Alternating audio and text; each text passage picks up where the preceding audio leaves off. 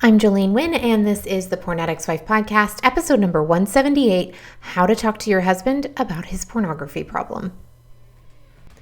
I used to think of myself as the wife of a porn addict, but I do not think of myself that way anymore, and you don't have to either. In this podcast, I am going to teach you how to manage your mind and your emotions so that you can stop living your life around your husband's pornography addiction. I am going to teach you how to stop being the victim and how to conquer his pornography addiction, even if he never does. I'm Jolene Wynn. I am a certified life coach, and I am a member of the LDS faith and the wife of a former porn addict. And this is a podcast for the porn addict's wife. Hello, my ladies. How are you? I am as always, so excited to talk to you guys today.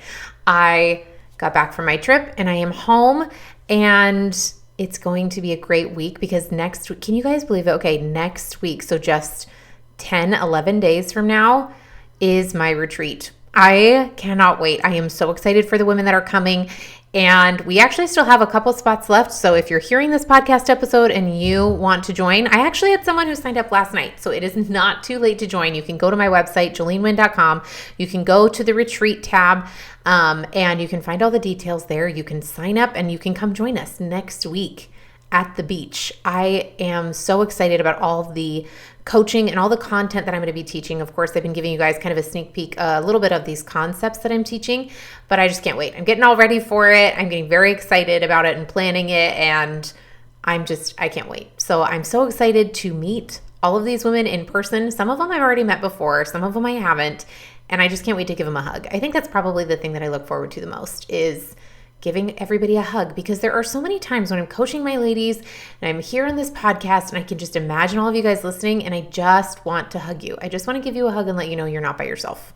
And so I'm really looking forward to that. So that is going to be so fun. I wanted to talk to you guys today about how to talk to your husband about his pornography problem. This is a webinar. This is just coming off of a webinar that I did just a couple of weeks ago. And I wanted to talk about it here on the podcast for those of you who weren't able to come, because it is something that I see women struggle with so much. It's probably one of the main things that I get questions on is, how do I bring this up? What do I bring up? What should I know? What should I not know? And today I'm just giving you a little bit of a taste of what I did in that webinar. And in that webinar, I went over the 7 most common mistakes that I see women make when they're trying to talk to their husband about his pornography problem.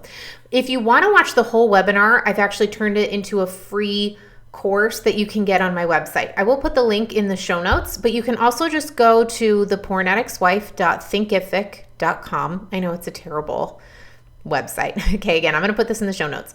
Thepornaddictswife.thinkific.com. You can go on there and you'll see that there is a free webinar called How to Talk to Your Husband About His Pornography Problem, and you can access it right there. So I made that available to everybody. It was such a good webinar. We go way more in detail than I can on this podcast because it's very brief, and we covered more that I'm going over right now. But I did want to go over these 7 most common mistakes. And again, you can get that webinar for free. So let's dive in, okay? These are in no particular order, just so you know. It's not like the most common. I don't have statistics for this. It's not, labeled from the least common to the most, okay? These are just mistakes that I see, okay? Number 1 is creating conversation traps, okay? But let me back up. I'm getting ahead of myself. The first thing that I want you to know, I think the most important thing, and I'll talk about this again at the end, is to know what you want to talk to him about and why, okay?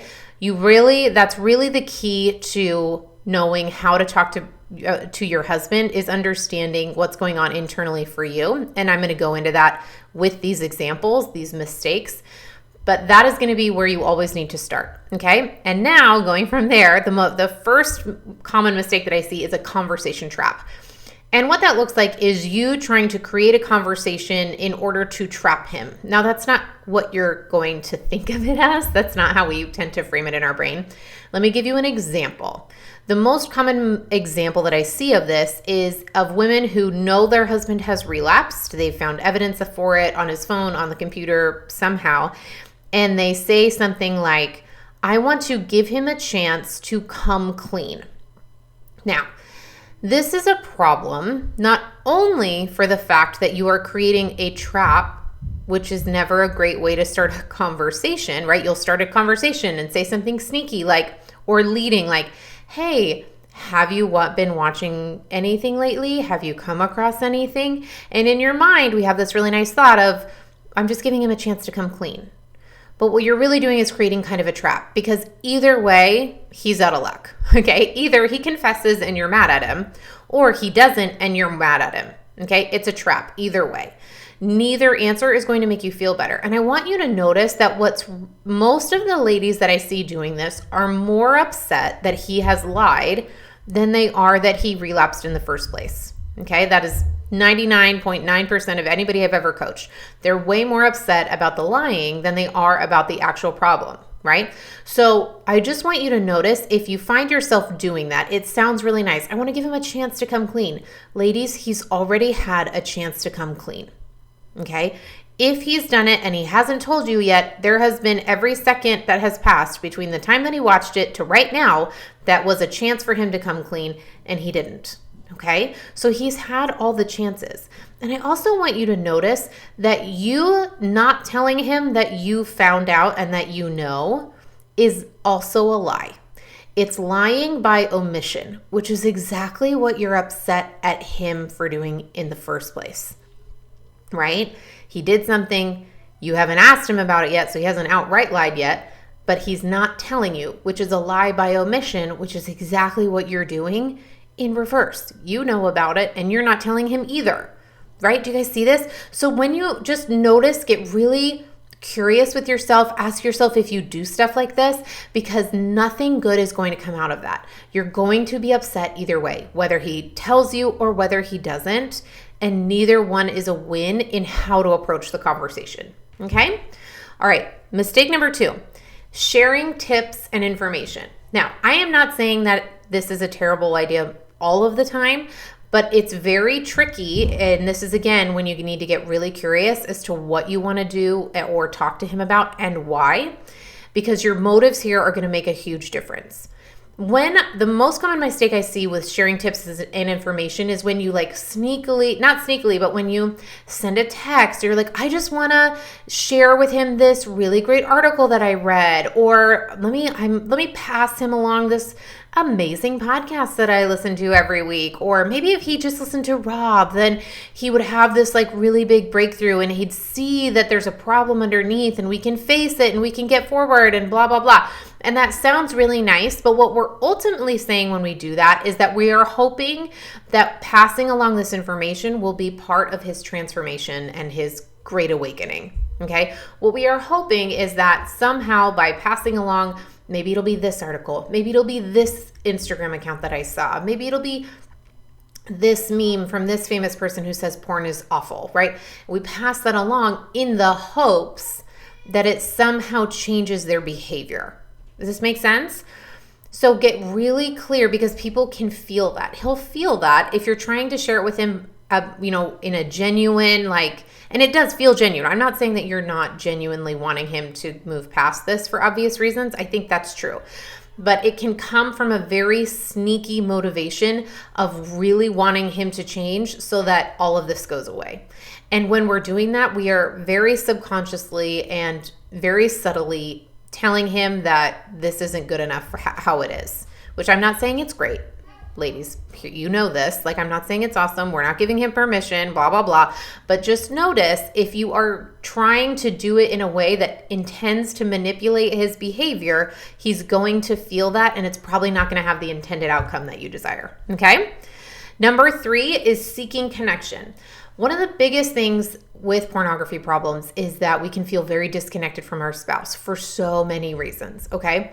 If you try to initiate conversations in the hopes that it makes you feel more connected, you might not get the outcome that you're seeking. Now, again, I would encourage you to go watch the webinar, because on the webinar, I give examples of this on a board visually so you guys can see it. But one of the things that happens is that it's not what happens in the conversation. It's not the words that are spoken that make you feel connected, okay? If you don't feel connected to your spouse, it's because of the thoughts you're thinking, okay? Remember, your thoughts are what create your feelings. So if you're trying to feel more connected, rather than thinking that, oh, here's the reason why, it's because we're not talking enough, it's because we need to talk more, it's because we need to talk less, it's because we need more details, it's because I don't have enough details, it's because I have too many details. Whatever your brain thinks it is, it's going to want to try and fix it by changing the circumstance, by changing the conversation you have, how frequently you have the conversation, what the conversation entails.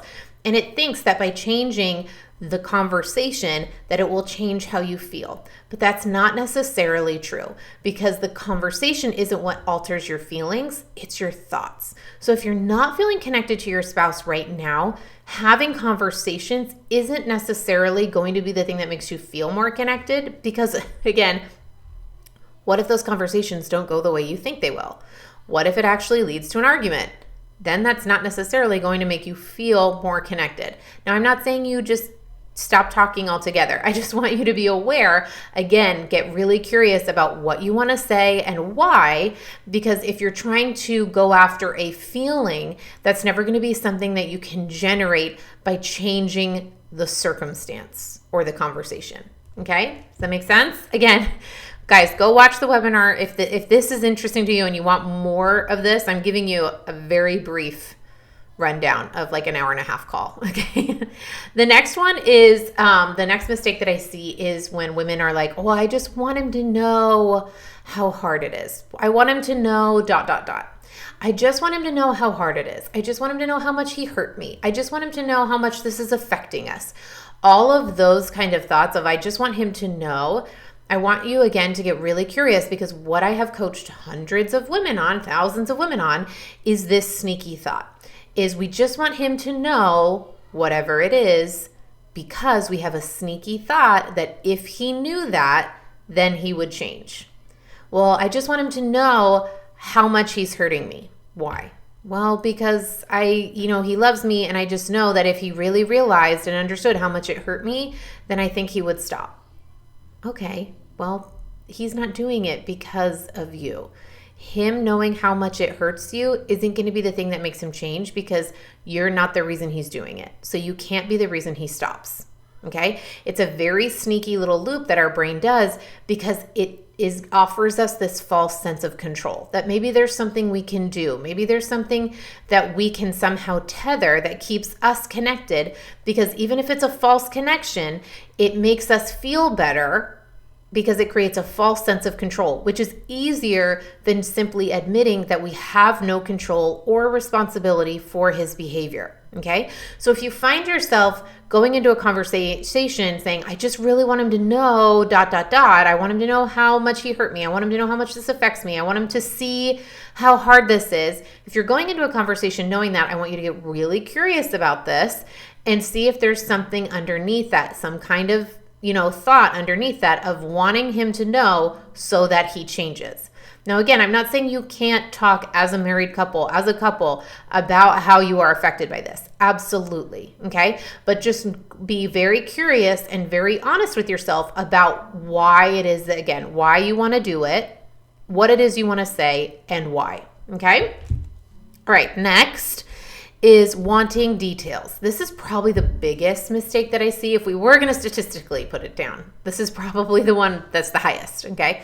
Most common mistake that I see is wanting more details. And there's so many reasons that our brain wants more details. I did an episode on this just a couple of months ago where I was talking about how much should you know about, how do I need to know all the details? What did I call it? I should look it up, okay? How should I know all the details about my husband's relapsing or something like that? You guys can go look it up. But in that episode, I'd go way more in depth on this. But what happens is so many women feel very uncomfortable not knowing, right? And we're not used to not knowing, ladies. We have constant access to the internet. We literally know everything that we ever want to know at the touch of a button. We just have to Google it and we know everything, okay? And we are not good at not knowing anymore. It feels very uncomfortable to not know. And our brain thinks that if we just had more information, then we'd feel better. It's like, oh, okay, the reason that I don't feel good, the reason that I don't like this, the reason that I'm uncomfortable is because I don't know. Therefore, if I know more, I'll feel better, which isn't a terrible thought, except that it's wrong and it's a lie and it doesn't work. Because most of the time what happens is that the more you know, it doesn't actually make you feel any better. Okay? Our brain doesn't understand that having more information is not the thing that's going to ease our anxiety. Okay? It's not the amount of information that's creating our feelings. It's our thoughts about the information. Okay, I always give this example, but like when COVID hit and everybody was just glued to the news, constantly getting updates, what's the latest? And everyone was hoping that they would just find some piece of information that was going to make them feel better. But it doesn't work. There's no amount of information that's going to make you feel better. I've had so many clients that have actually gone and watched the porn that their husband was watching, so because they think that maybe there's some kind of clue, something they can find out, some kind of detail that will let them feel better. Maybe it'll be a clue as to why he's watching it, something that she can fix, right? And it's kind of this subtle, I want to change, like maybe there's something I can do to make him stop. It's not it's a very tangled web that all these details that don't necessarily need to be ingested by you, especially if you are not in an emotional place to handle it. Okay. So when you want to just, again, notice if there's things that you want to know, I want to know, and I've had all of these thoughts, ladies, believe me. Where was I? Where were you? How long did you watch it? Where were the kids? What were you doing? Was I asleep? Have you ever watched it while I was asleep? What were you watching? How long? Like all of the questions. Okay. And I just want to offer that if you find yourself spinning and wanting to know the details, get really curious with yourself and see if you can figure out why. And again, most of the time it's going to be out of a desire to feel better. But no amount of details, ladies, is going to make you feel better because it's your thoughts that are creating your feelings. Okay? All of that pain that you're feeling, all of the discomfort, the anxiety, all of that needs to be processed out. There's no way you can think your way out of it. And that's kind of what's happening here is we think the more information we have, we'll feel better. We'll think our brain thinks we'll be able to think our way out of how we're feeling. If I just knew it, understood it, then I'd feel better. That's never going to work. Okay, so if you find yourself wanting more details, get really curious about what the details are that you want and why. The next mistake that I see is having a sneaky agenda. And this can happen in any conversation, not just talking to your husband, but when you have a sneaky agenda for a conversation, here's what's going to happen. When you have a subconscious result that you're looking for, then it's going to create a problem if the conversation doesn't go the way that you think it's going. Your brain is going to catch on to that very quickly. And it'll say, okay, this conversation isn't creating the result that I was looking for. And then you're going to start to get defensive. You're going to start reacting. You're going to start yelling. You're going to start getting angry. You're going to get frustrated. And you won't even really understand why. Okay. So I want you to, again, get really curious. It's very important here to understand what it is you want to talk to him about and why. And I can't emphasize the why enough because the reason behind it makes such a big difference. When you have a sneaky agenda, when you're secretly hoping that bringing this up is going to be the thing that changes his behavior, or bringing this up in the hopes that he apologizes, or bringing this up in the hope that he confesses something, if you have that sneaky agenda, then if that sneaky agenda does not come to fruition, you're going to feel frustrated. And that conversation is not going to be what you're hoping it will be. And if you feel frustrated in a conversation, it's going to come out in your tone and in the way that you're speaking and your word choice and the actions that you take and your reactions. And all of that is going to create a result because you are doing this with another human being. Okay? So just get really clear again on what it is that you want to know and why, and be really honest with yourself about whether or not you are having a kind of sneaky subconscious agenda for the conversation. Okay? All right. And the last one is when we react to our emotions. Now, we're all human. We all are terrible at this. I'm terrible at this. I did this last night talking to my husband, okay, about something totally different. When we are not processing our emotions, often we are reacting to them. This is yelling. This is getting defensive. This is shutting down. So if you find that when you are talking to your husband, you either yell, it turns into an argument, or one of you shuts down and doesn't talk, then again, I want to encourage you to go watch that webinar, because what's happening is we're just reacting to our emotions rather than processing them. When you react to your emotions, what happens is you have an emotion that starts to come up, and rather than just allowing it to process and then you choosing how you're going to respond, we just react to it. So we yell, or we cry, or we hit somebody, or we scream into the pillow, or we start accusing and getting really defensive. And all of that is coming from a place where we don't know how to process the emotion that's coming up within us. This will happen especially if you have kind of a backlog of emotional baggage that hasn't been looked at in a while. So if you haven't been processing all of the emotion of your husband's pornography problem, then it's going to surface in these conversations. You guys, does that make sense? There's going to be an underlying tension, an underlying hurt, something that hasn't been processed and dealt with from the past, and it's going to surface when you start talking about it again. So what I want to offer is that when you are in these conversations, and they're hard conversations, ladies, I get it. I've had them for years, okay? I understand they're hard. I'm not saying that they're easy. But notice and give yourself space to feel the emotion that comes up. And the more you do it ahead of time, the better the conversation will go.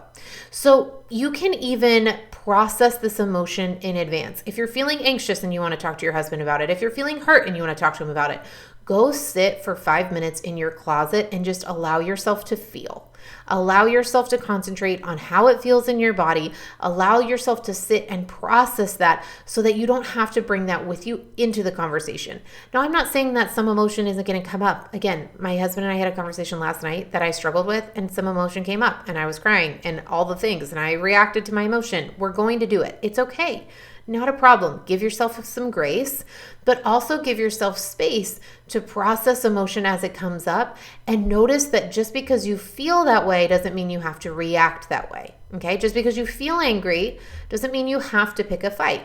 Just because you feel upset doesn't mean you have to accuse him of stuff, right? Just notice what the patterns are. And this can get tricky or seem really tricky when you have another person involved. I know there's some of you listening. It's like, great, well, I can change all these 7 things, but like I can't change him. And that's correct. You can't change him. However, you can change how you respond to him. Not only change how you show up, you can also change how you respond. And again, most of the time, the reason that we respond a certain way, the reason that our conversations don't go very well is because we are reacting defensively, frustratingly, angrily to all the things that are going on because of the unprocessed emotion that we feel, or because of what we make it mean. Everything that he says, what we make it mean about ourselves because of the things we already believe, right? Our belief systems that are running in the background, our emotional baggage that we're carrying with us, all of that affects how we go into a conversation, which again goes back to knowing what it is you want to talk to him about and really diving into why. So get really curious with yourself.